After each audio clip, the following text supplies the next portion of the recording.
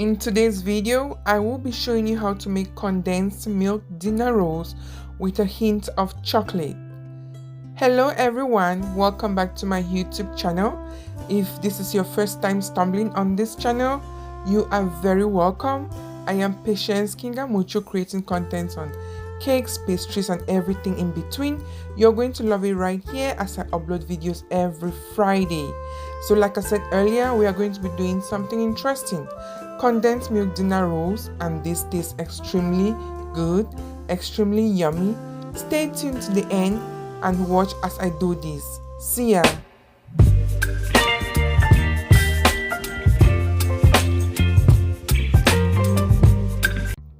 So first, in an empty bowl, I will be pouring in half a cup of condensed milk.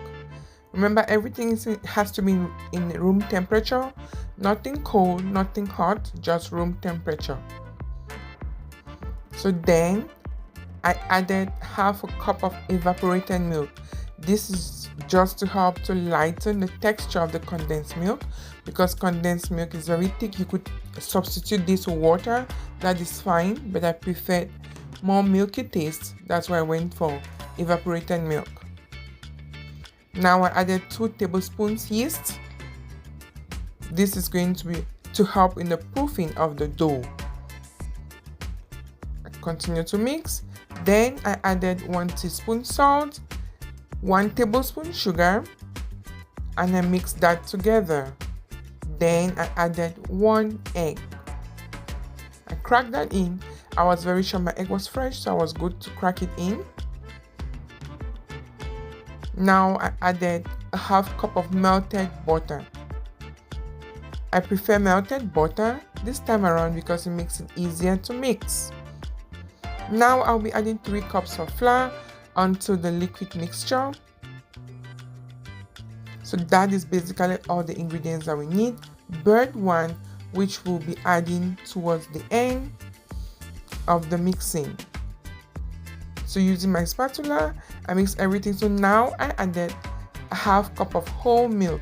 Again, you could substitute this with water, but I prefer milk. I really wanted the dinner rolls to taste really milky, so that's why I went with that.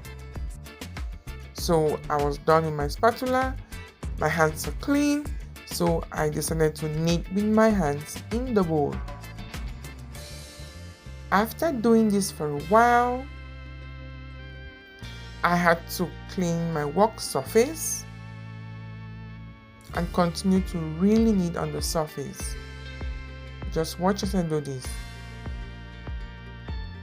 Yep, this is hard work, but it's worth it, because once your dough is well kneaded, you have an amazing soft texture, an amazing soft dinner rolls. Hello again everybody, welcome back. Hope you're all doing well. Once I was done kneading, I let it sit in the bowl. I covered it with a clean wrap or a clean film, and I let it proof for 1 hour. Yep, make sure this is kept in a warm environment, and you want this to be sitting for 1 hour. Once that was done, the dough doubled up or even tripled up. That's how it looks like. I punched it out to take off the air because I really don't need the air at this point in time. Then I decided to think of what to do with the dough. I divided the dough into 2. One half I flattened it using a rolling pin. Make sure it's really flat, but not too flat, because you can end up having a crack like I did. So now I added Nutella chocolate. So this is the hint of chocolate I was talking about.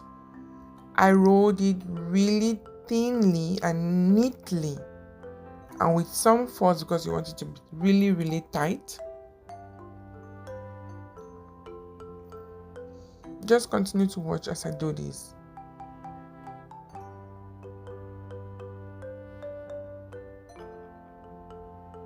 Make sure you seal the end, you seal the edges, and using a knife I just cut through.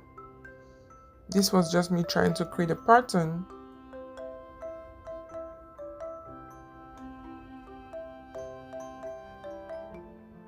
had already greased my loaf pan, so I just placed it in the loaf pan.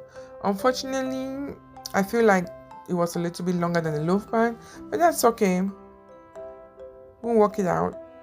So the second half of the dough, I cut it into about 7 halves, and I made a hole, and I put in between the whole chocolate chips, or inside the hole that I created, I put in chocolate chips. Again, this is the extra chocolate effect I was talking about. Once that was done, I played with it on the surface, and I continued to do the same thing until I was completely done with the 7 shapes that were left. I preferred using chocolate chips because it wasn't melted and it was going to melt while baking, so I was comfortable it wasn't going to come out. Everything looked nice and neat. So once I was done with the shapes and the kind of dough I wanted, I covered it again with the cling film and I let it proof for 40 minutes. Again, make sure you let it sit for 40 minutes in a warm environment. Cover it with the cling film, cover it with some cloth too, and keep it in a warm environment.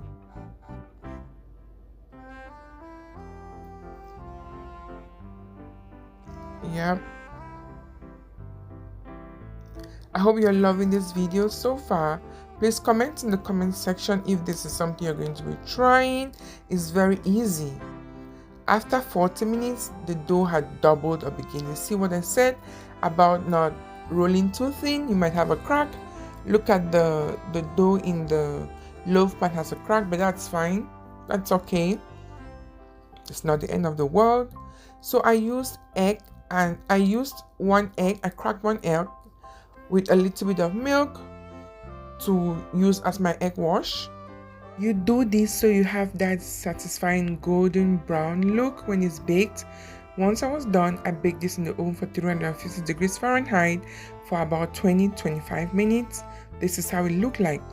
It tasted so good. It looks extremely amazing. The kids and I loved it. There were the kids opening it up and enjoying the look. Look at the hint of chocolate I told you about. Thanks so much for watching. Make sure you comment in the comment section if it is something you're going to be trying, how you feel about the recipe. It's so easy to do. Don't forget to like, to subscribe, and please remember, life can get bitter. Eat cake, eat dinner rolls to make it sweet. Bye.